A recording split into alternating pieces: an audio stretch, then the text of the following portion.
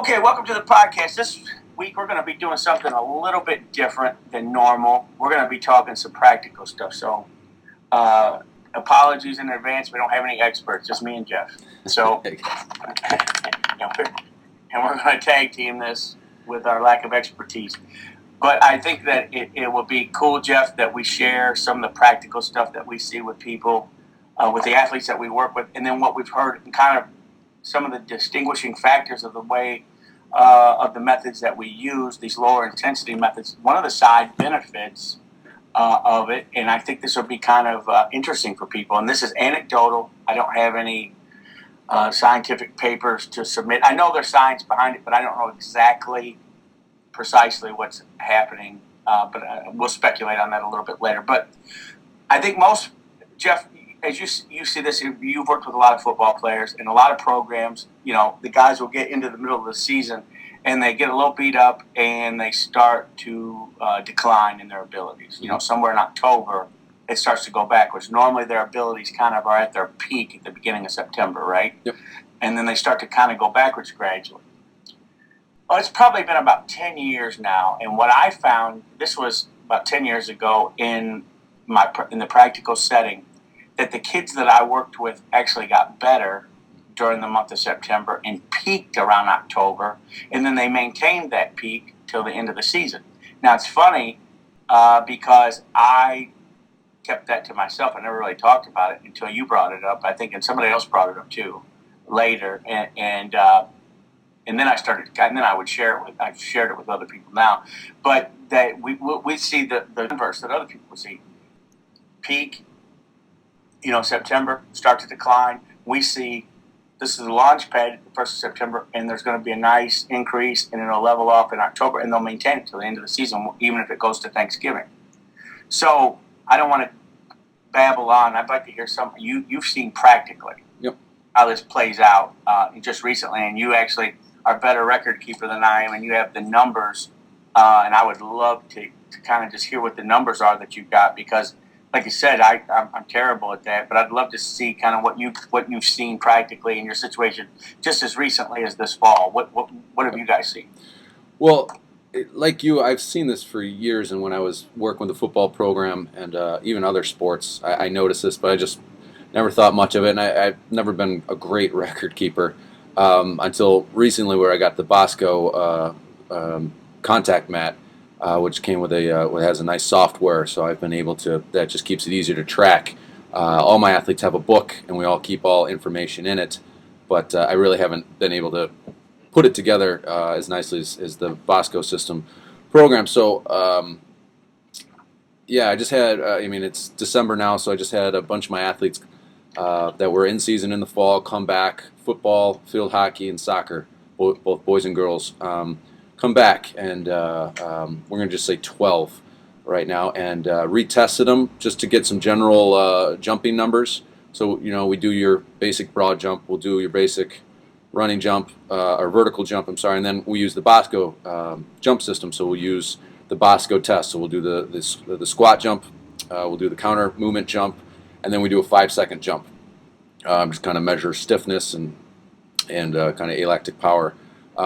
So with that, with all the athletes back, and none of them trained with me during the season, and none of them trained during season at the high schools, they all actually improved, and they all went up in numbers, which was kind of cool to see. And I would say 9 out of the 12 have trained with me for over a year. The other 3 had trained with me for 6 months, maybe a little less, but still pretty cool to see. So the average increase in the Bosco tests, or with the squat jump and the counter jump, was an inch. Some a little higher, some a little bit lower, but an inch. And then the 5-second jump, they all stayed the same as far as contact time and flight or power, flight height, which was pretty cool to see. So that means, at least to me, and then like you said, I'm not very smart, so I refer to. We're lucky we get to talk to Hank, so I refer to Hank as far as the expert with the Bosco system, and he wrote a great paper, I think back in the 80s, about the correlations, what Bosco jump test correlates better to what aspect of sprinting and stuff like that. So it's pretty cool to see, at least with the correlations, that they hadn't gone down, it actually improved. And then I had a couple other soccer athletes, a boy and a girl, come back, and the Bosco system I didn't have up, so we just did your basic vertical jumps, and they both improved 3 inches, and then both went up in their broad jump. I think one went from a 7.9 to an 8.2 in a broad jump, and the other one went from an 8.9 to a 9.1 in vertical jump, which is pretty cool. So I've seen this throughout the years with tennis athletes, with track athletes, with all other athletes, but now that I'm paying a little more attention to it, and I think it just gives credence to what we do, and I mean, we'll try to go into as much science as we know, or at least I refer to you, but I've read the Isserin books and studied his all the different training effects, and it's pretty cool to see firsthand the delayed training effect and the residual training effect of what we do. With my soccer girls athletes, 5 of them played throughout the playoffs, and they won state championships. 6 of them. So they had a very long season and got pretty beat down. And they took off a week before they even came back. I gave them a week off from doing anything, and same with one of my football players. I gave them 2 weeks off before we started doing anything, and still their numbers were better. So it was pretty cool. But yeah, it was cool to see all the effects that Dr. Isserin talks about firsthand. So I kind of wanted to go into that and your experiences with it. Yeah, I mean, what I'd seen, like I said, it was anecdotal, and I was just watching what happened. I didn't think about it. But what my assumption is on the science, and I could be totally wrong, but I think that normally, because of what we do is lower intensity and it's drawn out over a longer period of time, that the body is still gradually catching up to what was done. And so you don't tend to peak and like I said, this could be totally wrong, but I don't think they tend to be the body's a little bit behind of the training a little bit all the time because of and I don't know if it's because of or in spite of the slow nature that we bring everything up. And in most programs that I've seen, the intensity and the volume is much higher. And so the body uses, adaptive reserves that would maybe be more closely associated with a fight or flight, where it comes up real quickly. Because we know this. If somebody gets a quick improvement, they lose it quickly too.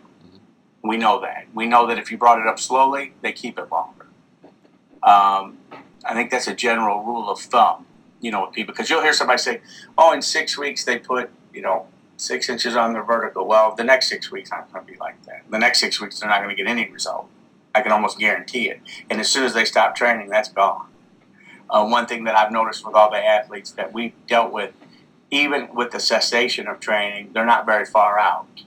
It could be 6 months and they're still not very far out to coming back and being at the same level. They maintain it for a much longer period of time. I've been around kids who, it's been a year maybe, and they can jump right back in and not be at the same level, but be closer than most other people would be able to. So I think that's part of it.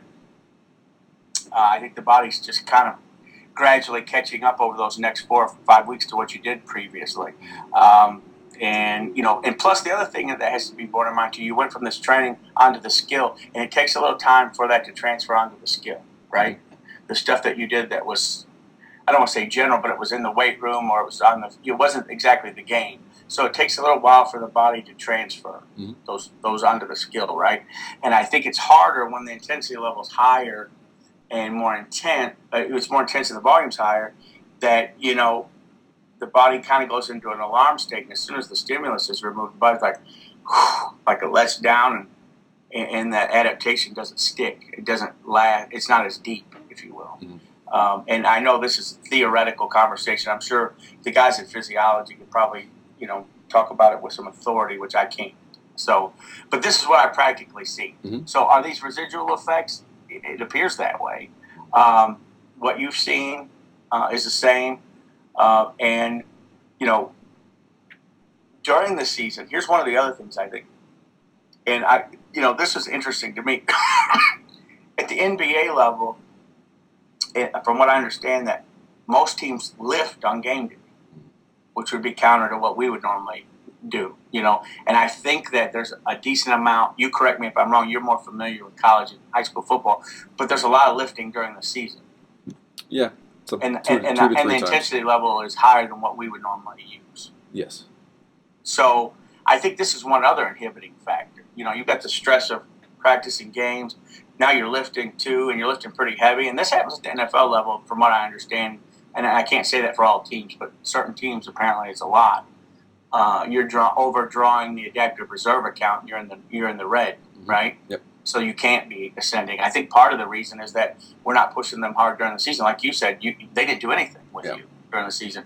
And even if they were under your supervision, it would be very mild, right? So I think this is the other part of the picture, too, is the fact that you're still pushing them hard. Now you're overdrawing their adaptive reserve account because you're trying to, you're drawing it from two different directions, and they're depleted. What do you think about that? No, I completely agree. We keep it so low intensity. It's just kind of been my theory or guess, is that because we keep it so low intensity with general, and then as we get closer towards the season, even with specialized stuff, that it ingrains in the nervous system longer. It literally, really, it's like the body just takes a deep breath and absorbs it, kind of like a sponge soaking up a little bit of water as opposed to dumping a whole bucket on it. And then the stress of the season kind of takes over, and it comes out in all the sports that I measured. The sprinting, alactic aerobic in nature. So a lot of coaches will say weights don't drive speed up. Speed can drive weights up though, and I think it's sometimes the stress of all the sprinting that they've now doing during the season. They can add in with the specialized exercises that we've done, and kind of ties it together as far as just improvement in general in motor qualities, and then performance where it matters most, to be honest with you.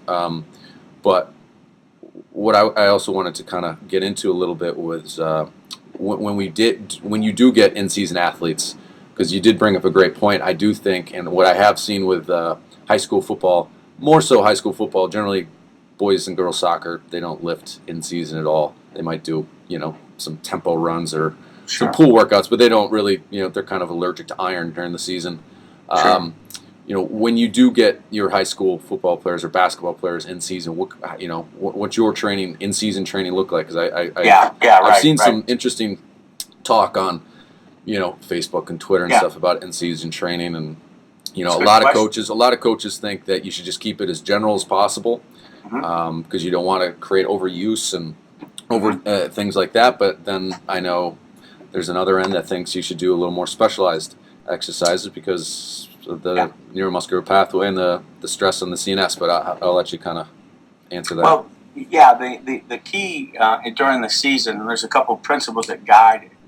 We know that we're pushing the envelope with practices, so we try to not give too high of a stimulus to the nervous system if possible, right? Because we know that we're pushing it already. So what we might do is a once-a-week training session far away from the next game. So let's say if they play football, for example, they have a Friday night game, they might go in and train on a Monday, and it'll be a 1x14 or a 1x20 kind of situation, depending. And it'll be general and specific. So you'll have your general lifts, and then you have some of your specific lifts.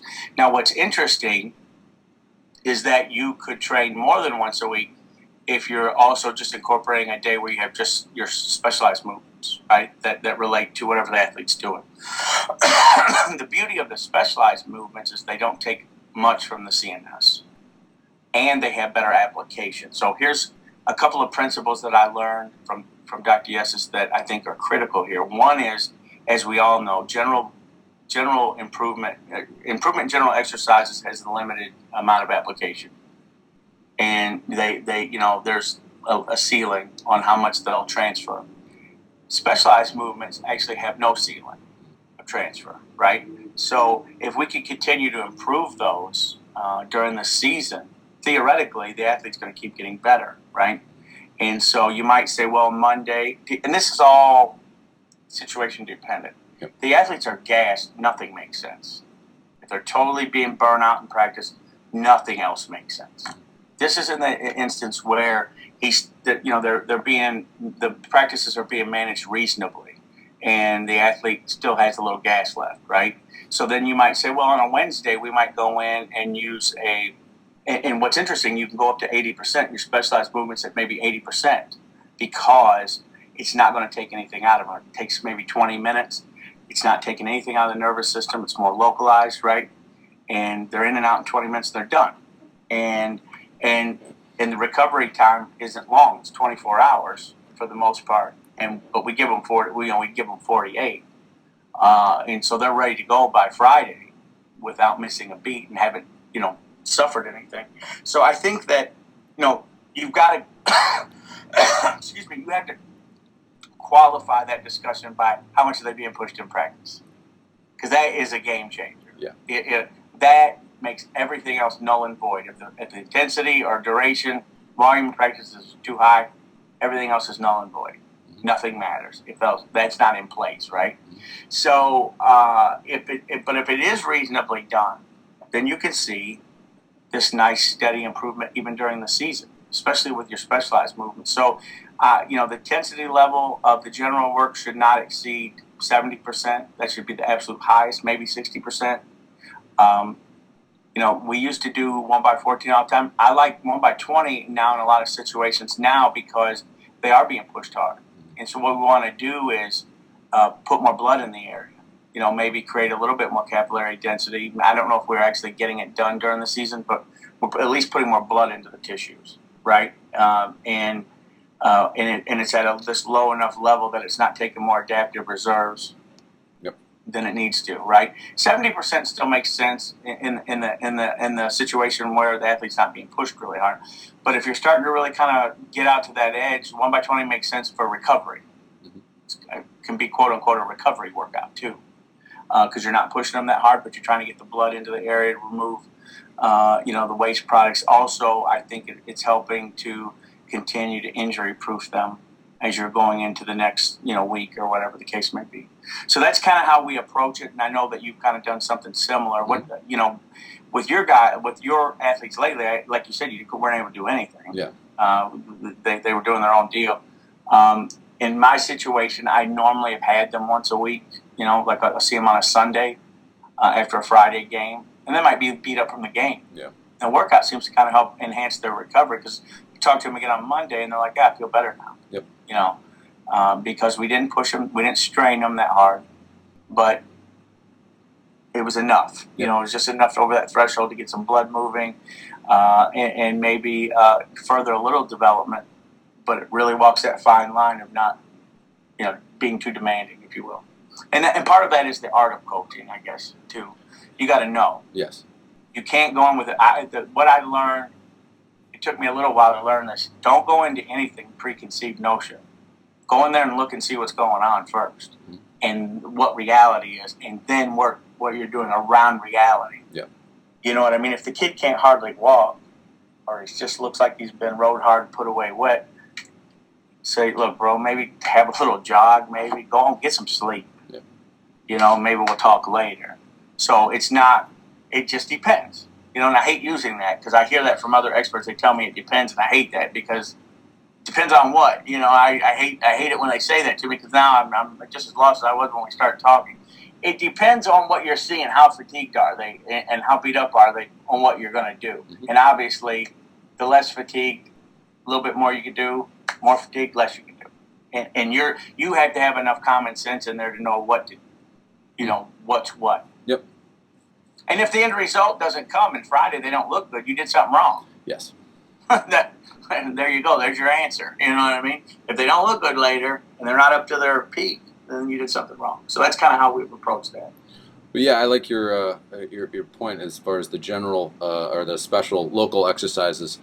They don't beat up on the nervous system. That's something a lot of misconceptions coaches will have with specialized work, especially in season, because they believe it's going to beat up on the nervous system and create overuse injuries and stuff. So they want to do a lot of antagonist movements to the competitive exercise, which again is good, but we also want to help performance as well with a very low dose.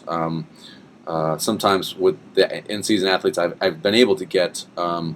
I'll just tell them I want to get 14 reps. I don't care what weight you pick, just get the reps.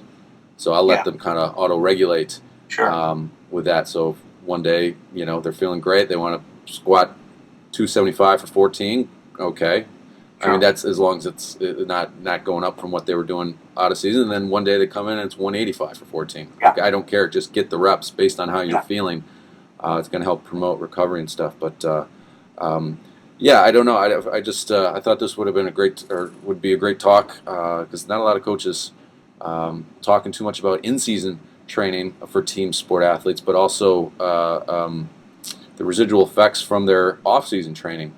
Because now, and I know there's a lot of things that play into that. You talked about the coaches beating the crap out of them and stuff like that, and if they're just getting ran into the ground, football coaches like to do that more so.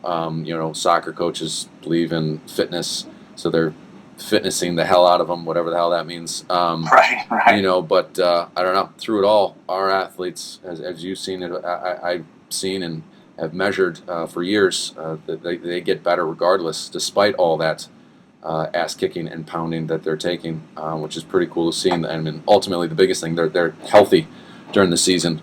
I don't care if their numbers go up if they were hurt with a hamstring pull or something like that. So that's been pretty cool to see. Well, that touches on another point that I think is critical. When we've implemented this in team situations, I know when you were in New York, your injury rate was way down. Yeah. During that, I don't remember what the numbers were, but I know it was significantly decreased. Yeah. And at Michigan Tech, we've been able to track it a little bit now up there. The football team now has had 0 non-contact injuries for 2 years running with over 100 players. Yeah. From what they tell me, that's unheard of. That's great. So to me, it's kind of expected. I mean, you're going to have these flukes here and there, but I kind of expect it. But they say, this doesn't happen. Yeah. Especially at the NFL level, because you as we watch in August, guys drop like flies. As soon as they open camp, guys are getting hurt the first day. Yep. Non-contact injuries, right? So that tells you one of two things: either they're not prepared at all, or they're overtrained. Yep. One of the two. Normally, you got the technique issue is there. Don't get me wrong, but I think even though the work is over volumized in football, and I think they all overdo it. This is just my opinion. Now, I'm sure there's exceptions to everything, but in general, what I've seen, they want to overdo it, get 2-a-days, and they're running them in the ground. They think that this is going to result in a better effect. What I've seen is that our kids are more resilient to it. They go in there. One of the things that we built an aerobic base way back in December, right? They built this aerobic base so the repeat sprint ability is better. Yep. So they're not, they're not totally just, coming in there totally exhausted. They don't have this base, but because we've created that capillary density in the 1x20, we've created that good aerobic capacity with the mile run, in combination. Mm-hmm. It creates that base. So when people talk conditioning, it's funny because it really got done way back. Yeah. It's not getting done now. You're developing the anaerobic qualities, obviously, in August. But in the absence of the aerobic capacity and the capillary density, you have a very short ceiling. Mm-hmm. You're still only going to be able to expand it so far, right? So I think that's one of the things that gets missing. So not only does this approach that we're talking about help during the season, but it cuts down that injury rate too. Yes. And even the specialized movements during the season, in my opinion, help with that too. Because the more that you reinforce good technique and also, you're also strengthening the joint at the ranges of motion that's actually used, you're not going to have the hip flexor problem. You're not going to have the hamstring problem that other people would have because you're still, it's still being maintained during the season. Because one of the things, this kind of like two sides of a coin, that when the injuries occur, they occur because of fatigue. Sometimes the fatigue is because of the technique. Yep. Sometimes the technique is because of the fatigue. Which one was it? I don't know. But they are two sides of the same coin. And so that is part of the picture there. And we cover both of those during the season, like what you said. You get this one workout where you're only using specialized movement. We're covering that, right? So that way, they got the aerobic base. They got this good technical skill. So when they go in, the fatigue and or the technique aren't, all over the place. I don't know, does that make sense? And I think absolutely. That's a uniqueness to the program. It is. I mean, that's one of the many unique things about the program, but I'm a little biased, so. I'm extremely biased. I mean, I didn't understand the brilliance of what Dr. Yosef put together at the time. I didn't see I couldn't see it play out. So I now that I've seen it play out in so many separate situations with people all over the world, literally, you start to see this consistent thread of the same results coming back in and the same qualities being developed over and over again. And then as time passed, I was able to appreciate more deeply the brilliance of what he was putting together there, and what I call the elegant simplicity. Mm-hmm. Because when you look at it on paper, it's like nothing complicated here. Looks really simple. But there's an elegance to it. He really took everything, all the concerns, and addressed them all in one simple package. You don't have that prehab workout, rehab workout, conditioning workout. It's all wrapped up in the same picture. And it gets each one of those things done better than things that are geared to the one direction. It still does it better. That's what's amazing. I was just talking to a college coach yesterday. He was talking about their use of the functional movement screen and the Y balance tests, and I'm not trying to knock on any of those in this podcast, but he said he's been implementing for his injured athletes, but also for his first-year athletes, the 1x20, and he's found that indirectly using the 1x20 has improved the functional movement screen and the Y balance tests rather than focusing on the trying to improve those separately. So it's pretty cool. And I mean, you've seen it, and I've seen it too. It's very interesting, and I think this kind of coincides directly with what we talk about the improvement during the season, because if you're beat up, you're not improving. Yeah. So you got two things going on there. One is the slow way we brought it up, but also you're more injury proof, and so you can improve. Because as you know, guys, at 4 or 5 games in, they've got little minor, what you want to call minor injuries, ones they can play with, right? But if you have an injury that you can play with, you're certainly not performing at your best. Yeah. It's impossible. So I think that plays a role into this picture too. So it can't be discounted. That's also what's going on too, in my opinion, is that they are just more resilient to problems, and that's one of the reasons why they can continue to ascend the curve. I think on into October, or if it's basketball, on into January. Yep. At the high school level anyway. I think this is why.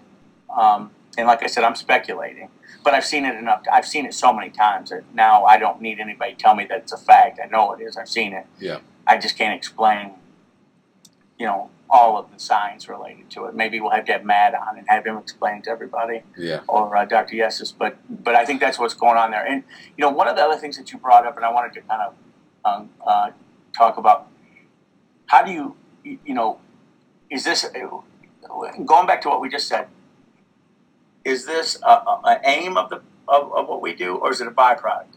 It's a byproduct. Yeah. And the aim. Yes. Because I don't focus on it, but it happens. Yeah. But I intended for it to happen. Yeah. It wasn't like accidental. Yeah. So goes back to Dr. Brilliance, is that I'm focused on getting better, improving. The byproduct is not only does that happen, but they improve during the season after we're done with the training. They keep getting better. Yep. It's a byproduct, but it was the aim too. Yes. Does that make sense?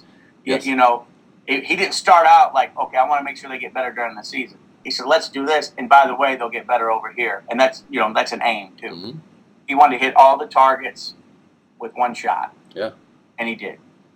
So it is. It's the byproduct and the aim of the process. And it's impressive how masterfully he did all of them and did them better than anybody else does them singularly. That's what is really impressive to me, how he knocked them all off at one time and did them better than anybody I see who's got a quote-unquote conditioning program or quote-unquote a prehab program or, functional movement screen. Like I said, not knocking that, but the reality is I don't need a functional movement screen when there's 0 non-contact injuries at Michigan Tech What's the problem? Yeah. There's no place that uses a functional movement scheme that has 0 non-contact injuries. Yep. But we do. Yep. So that tells me that this kind of takes care of that. I don't, you know what I mean? Now, knock on wood, maybe at the point that we have injuries, which we haven't, Yep. that'll be a different story. But right now, with kids that I've dealt with, kids that I've worked with, I've never had a hamstring problem, never had a non-contact injury. It's just never happened. So I can't relate, to people who do have that happen. To me, it's like it's a no-brainer. And I think that you brought this up earlier about why don't we hear coaches talk about this? Well, I think it's because there's an unspoken expectation they're going to get worse during the season. Yeah. I don't think anybody expects them to get better during the season. Yeah. And because of the aforementioned reasons, it's impossible for them. Mm-hmm. Whether it be the type of training they were undergoing or that the coach is running them in the ground, one of the two. And most likely in a lot of situations, probably both. Yeah. Because a lot of times the strength coach at the collegiate level is just an extension of the philosophy of the head coach. And if the head coach is pushing them really hard, then the strength coach knows he has marching orders to do the same. And a lot of times, I think in that environment, that the temperament of the coach is what plays out more than what he knows, factually, right? So his temperament is, if we're not doing well, push, harder, harder, harder. Well, I've had this conversation with a couple of different ones, and not too long ago with some high school coaches, and I said, look, if let's say, for example, you say the volume, and I'm just throwing a number out there, is 10 sets of whatever. You need to get more and more and more. And then you tell the kids, hey, and then maybe later on you come in and get some extra work in. I love this word, extra work. Extra work for what? If we got the job done, what are we coming back for? Yeah. So the way I look at it is, if 10 sets were good, why don't we do 100? Yeah. Why not 1,000? Why not ever sleep and just always train and never do anything else? Don't eat, don't sleep, just train. Mm-hmm. There has to be, in someone's rational mind, there has to be an optimum. If we know that 1,000 sets sounds outrageous, how do we know that 10 is okay? How do we know that 8 might not have done the trick? Mm-hmm. What I know from my experience and what you know from your experience is 1 does pretty good. Yeah. Works out really good. Yeah. In extreme rare situations have I ever used more than 2 sets of anything. Mm-hmm. Extremely rare. And that was when I knew less. Now I know, I'm like, I don't need to. Yeah. Why? You know what I mean? And we were having this discussion, and I think you and I talked about this, but I think this also gives a glimpse into things with my 11-year-old. He started training a little over a year ago. He wanted to, go work out. He's never worked out. He's worked out once a week or twice a week, mostly once a week. And it's been a 1x20 situation. And his 1 rep, I think on the squat at 85 pounds is about 245, 250. Which there's, he hasn't even entered puberty yet, and not even close. And, that would be competitive with a lot of high school kids. Yeah. You know what I mean? A smaller high school kid, but it would be competitive.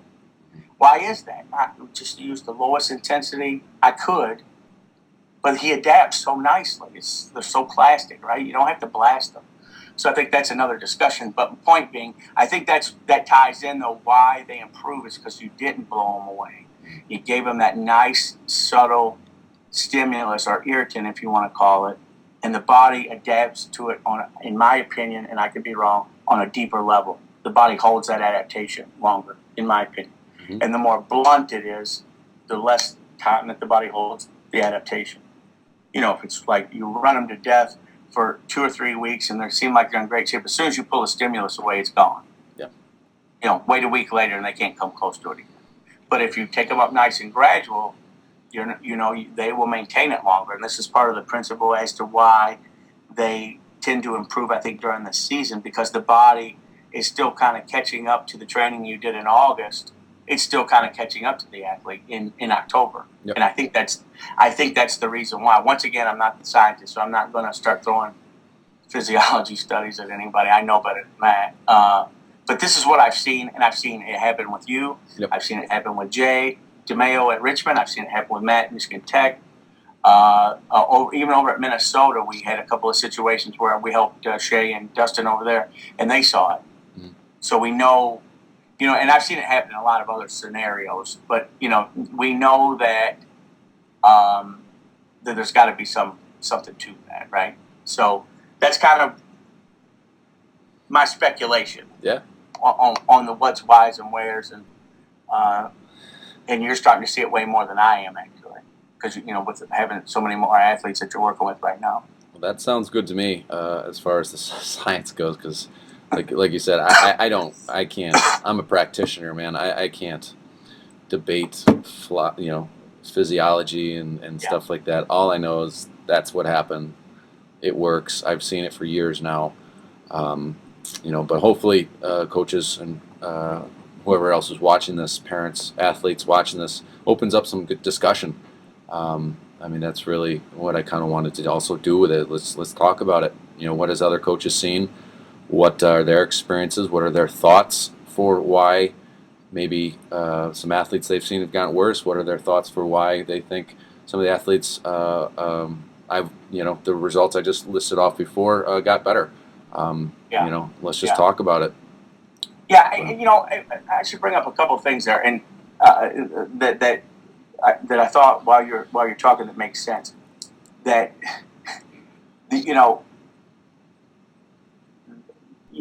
the athlete, there's I think a thought that's incorrect, and this is mainly probably on the high school level, and I think maybe a little bit on the upper levels too. Mm.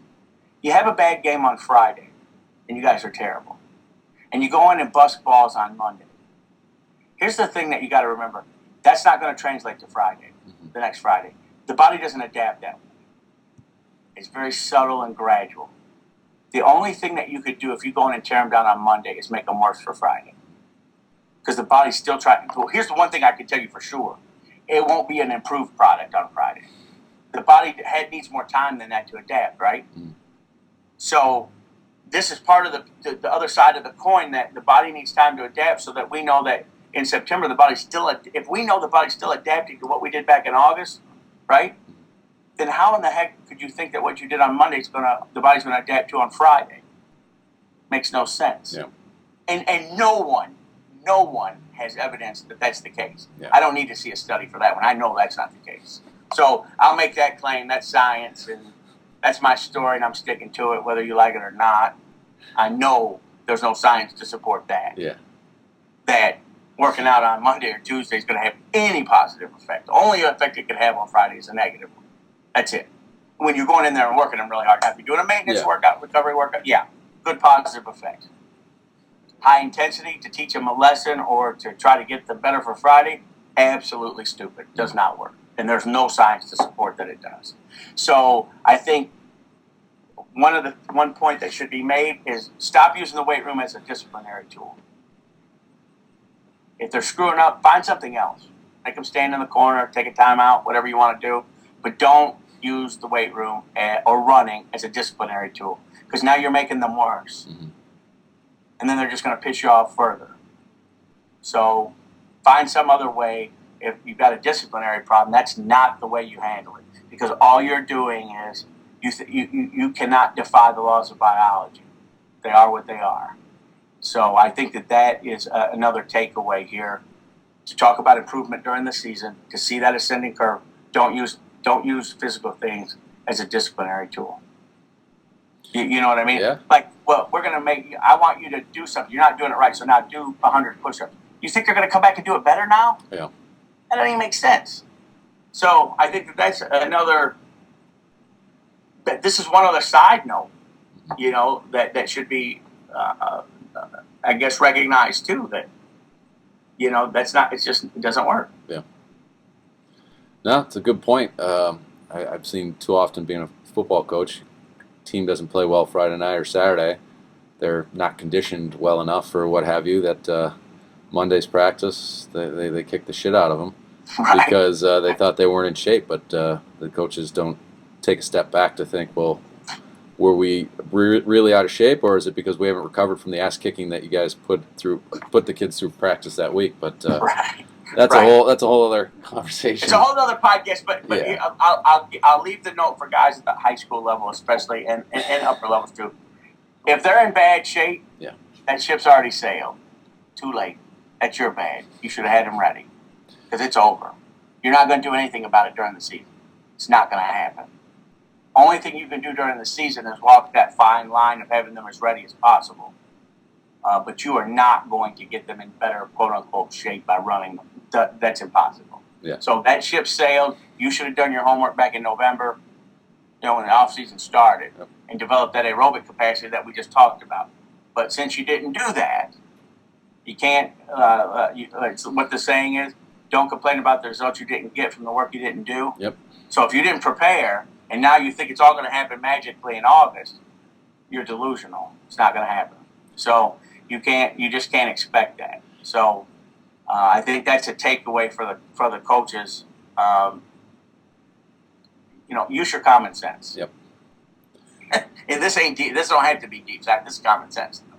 So anyway, did you have any more to add to that? That's kind of all I got for this subject. No, I just wanted to kind of talk about something that I know coaches have read, those who've read your books and the work of Dr. Istran with the different training effects and what we've seen with those training effects and how it relates to in-season training and in-season performance and where it matters most, performance on the field. So it just hopefully opens up some discussion and sure. I appreciate you taking the time to this is fun. This is great. And by the way, you just kind of like segued into a plug for the books. There you go. You just did that just naturally. Well, hopefully the forum.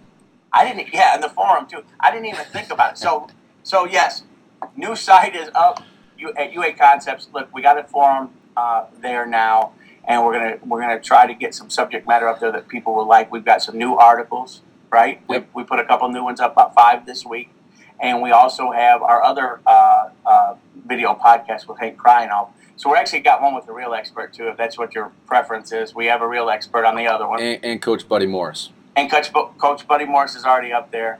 If you like listening to a couple of yahoos talk, then you can listen to this one, too, and see if there's anything there that's of value. But yeah, and the block periodization ideas, the block periodization concepts were designed for high-level athletes. However, they were based upon stuff they saw with everybody. The residual effects of certain training apply to everyone. Yep.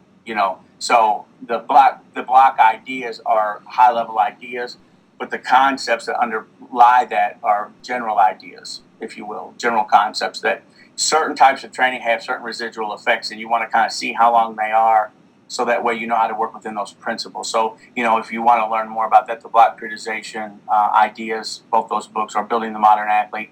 Dr. Istran goes into those, in depth, obviously, way more in depth than we do. But anyway, that's I love how you beautifully transition that right into a little commercial. That's great, because I'm terrible at this. So there you go. Anyway, hopefully this is of value. If you guys have any questions, send them in. We'd like to answer them, and actually we'll answer them on podcasts too. Yeah. So in future podcasts we'll answer the questions from the previous one. Hopefully we will. Yeah. Now, if it's over our head, we're going to defer to someone else. But if it's something that we can answer ourselves, then we'll give it a shot. Yeah. Well, beautiful. Well, thank you, Yosef, for the time, and hopefully people will check out the site and check out the articles and forum, and we'll have some questions for us. Thank you, sir. Let's do this soon again. That's fun. Cool, man.